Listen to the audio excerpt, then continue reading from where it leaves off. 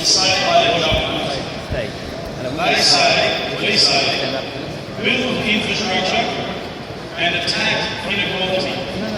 Set targets to reduce inequality and report on these at every state budget. Pay for it with increased taxation and increased state debt.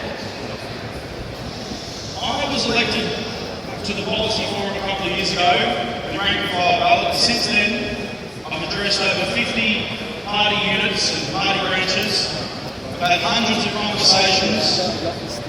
Over 700 people have responded to our Jobs and Economy Policy Survey, and they've told us what they want.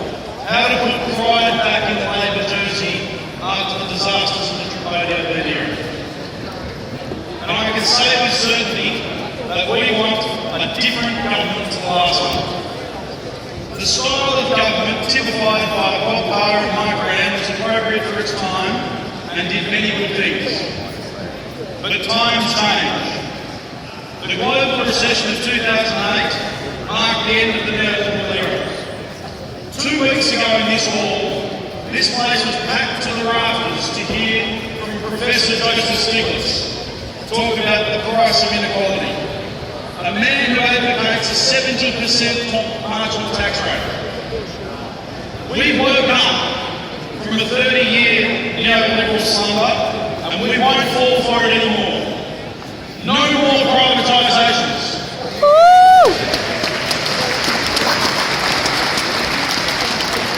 No more tax cuts for the 1%.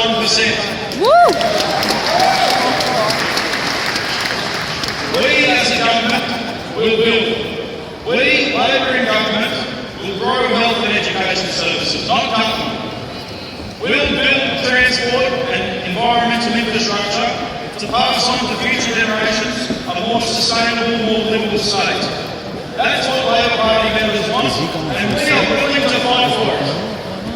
To make up for the deficit in infrastructure and services, the deficits in the environment and jobs, we all are willing to go to our neighbours and our friends and talk to them, convince them that the only way to fill those holes is if those that can afford to pay a little extra.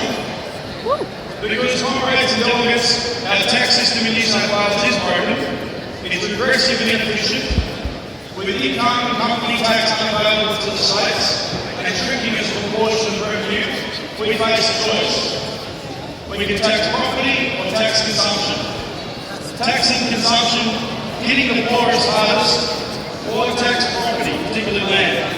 I believe, and Labor members believe, taxing land is the fairest, most efficient way to pay for what we need in terms of services and infrastructure. It has the support of the pointy heads of Treasury, and it may even help alleviate our housing crisis. Comrades, the way to win elections has changed. We now need to inspire an army of activists to directly contact our neighbours and show them that we share their values of democratic equality. That despite what they saw with Obeid, we are against elite hierarchies enriching themselves. And the big picture of economic policy has changed. Neoliberalism with its privatisations and tax cuts for 1% is a zombie ideology, dead but still stalking us. It's time to put a bullet through its brain. We have an opportunity to enter a new age where democratic equality is pursued through fair taxes, high quality services, especially in education and health, and a clean, sustainable environment supported by good public infrastructure, especially public transport. That's the second one. That's what